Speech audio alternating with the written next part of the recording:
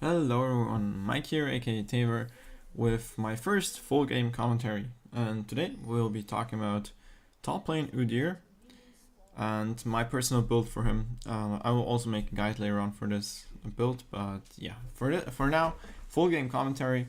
And I want to talk about top lane in general, Udyr, and also getting camped and getting ganked a lot in top lane. So, alright, I'm laning against Jax, and this matchup is pretty even, I'd say.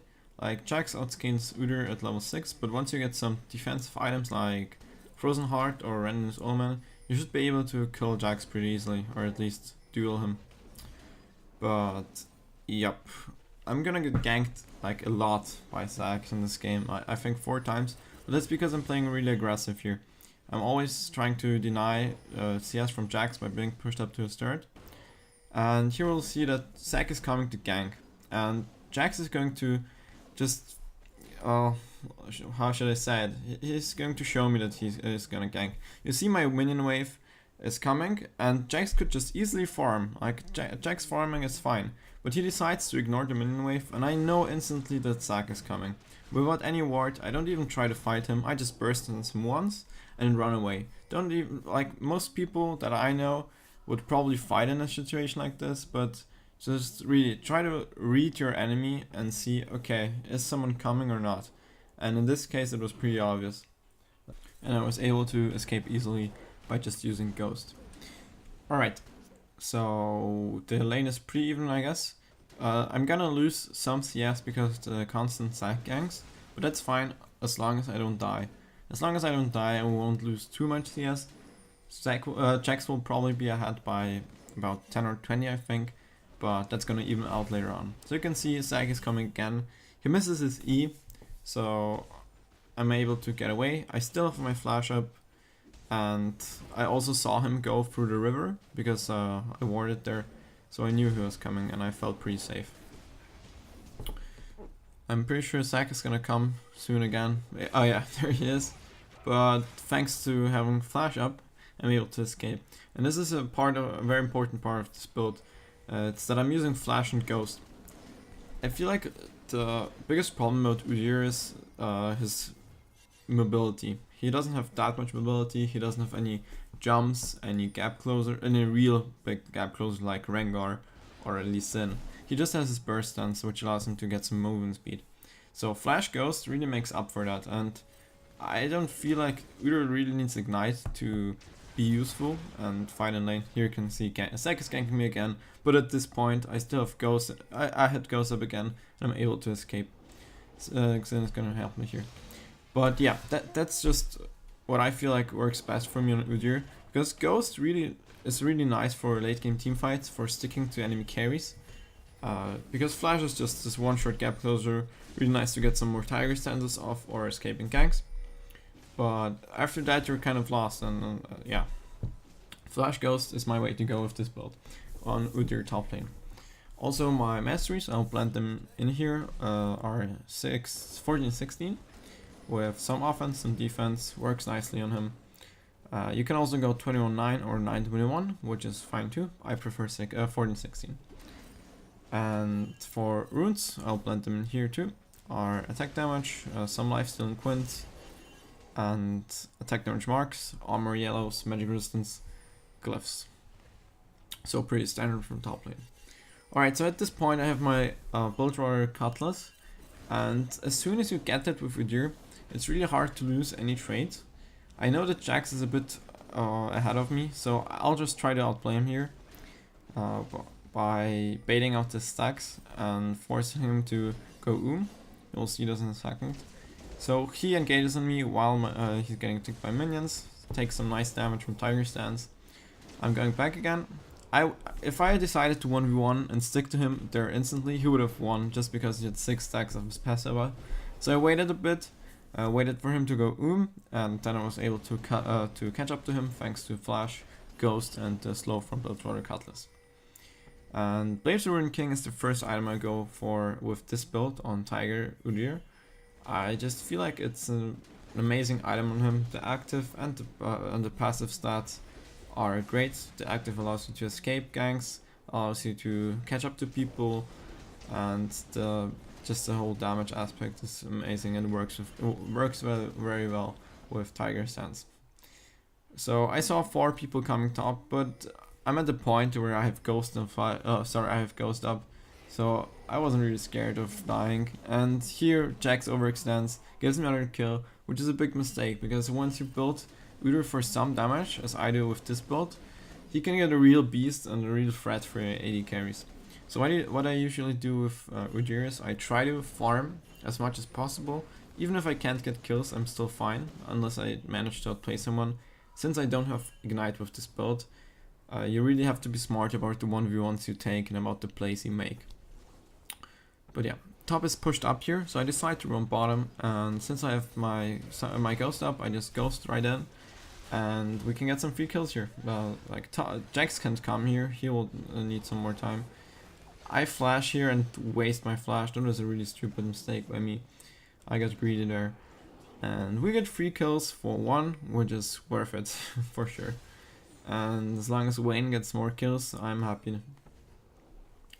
But as I was saying before, I like to go for Blade of Ruined King, Triforce after that, and after that a Frozen Heart or Random's Omen, and also Spirit Visage. I feel like Frozen Heart is a really nice item on Udyr, especially against carries like Jax that rely on attack speed, and also against AD carries in general. So Udyr is a split pushing beast, and that's a nice aspect about him. It's because he has so much mobility with his E maxed out. Like later on in the game, his mobility is really strong since you have boots, maybe even Phage like here, and Flash Ghosts, Blade of Ruined King plus Burst Stance. That really makes up for a lack of mobility normally. So Jax roamed bottom, which is smart by him. Top wasn't that pushed out. So what this allows me to do is just get a free turret. We gave some kills to them, but instead of just running bottom to them and hoping that I will get a kill, I'm just gonna trade turret for turret, and I'm gonna make the best of it. If Jax had pushed out top lane first, I might have not have gotten to the top turret, and it would have been worth for them. But this way, I was able to get another tower. And Udyr just destroys towers with Tiger Stance. It's incredible. Alright, so I engage here on MF. Leona ult misses, and I was fairly sure that we'll win this fight. MF ult hits every one of us. Zac dies, but still is his passive, which is really bad for us. And Xin just kind of runs away, gets caught there. We can catch MF since she's out of position. I just Tiger Stance her, and she's down. I'm trying to get some more kills there, but it's impossible since Ahri is really strong, and she would have probably killed me. Like, Ahri is such a good pick at the moment. She's just an incredible assassin. But with the coming nerfs to her, I'm fairly sure that there won't be that many Ahri players left, because she's gonna get hit by a lot of nerfs from what I've seen.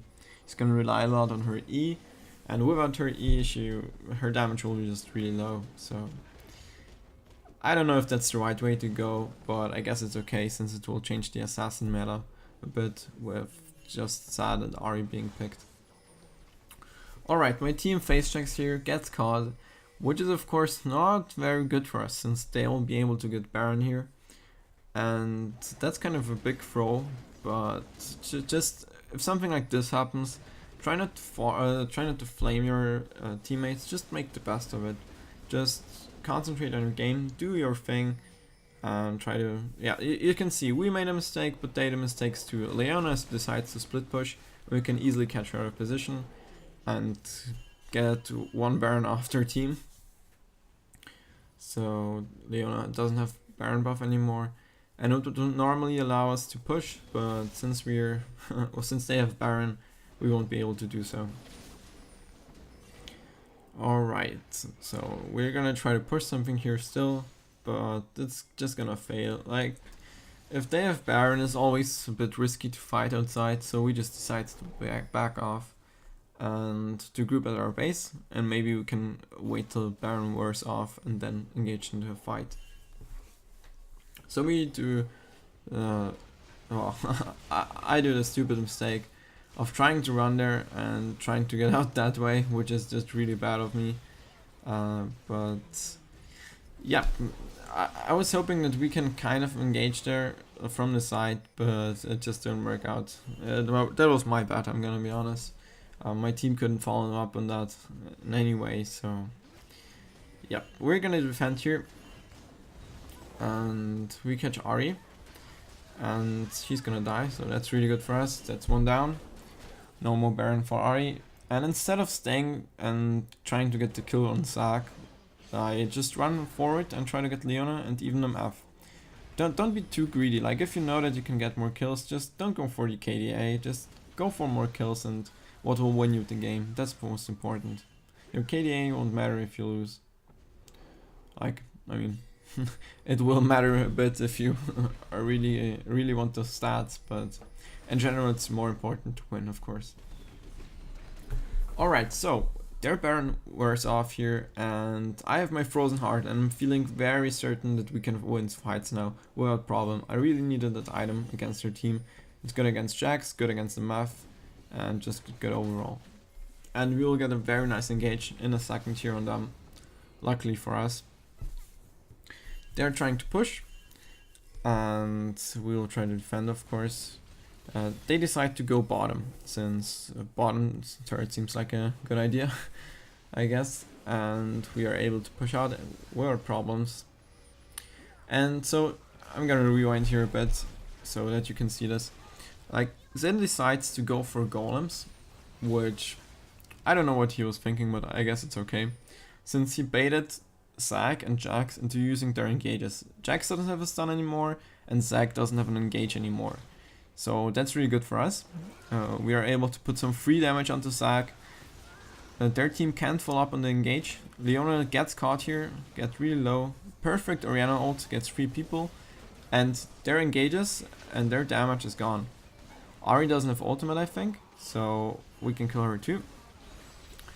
And she's down, and that's a Baron for us.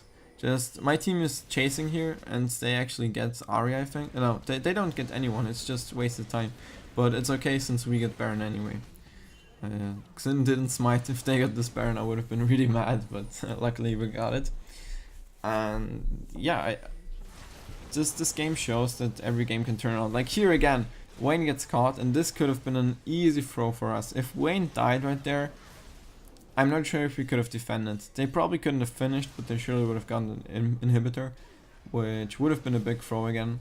And since I know that Ari's ultimate is down, I can just catch up to her, and she can't escape. I'm running against beside the minions because I'm still used to the old Udyr without the minion, minion collision ignore. But yeah, we catch Leona here. Zac decides to recall, gets caught by Xin. And at this point, we can just finish. At this point, there's no coming back for them. We can just push through. There's 50 seconds on Zac, 30 seconds on Leona. And yep, that's GG right there. Like, so many throws this game. But I'm happy, like, I didn't die once this game. And that's what when a jungler camps top lane, you always have to assume that your jungler can do more work in other lanes. And just hope that the other lanes win. And Wayne was able to snowball here, and that's good for us, and that's GG. So I ended on a score of 6-0-11, and I'm happy with that. In general, thanks for watching, guys, and I'll see you next time.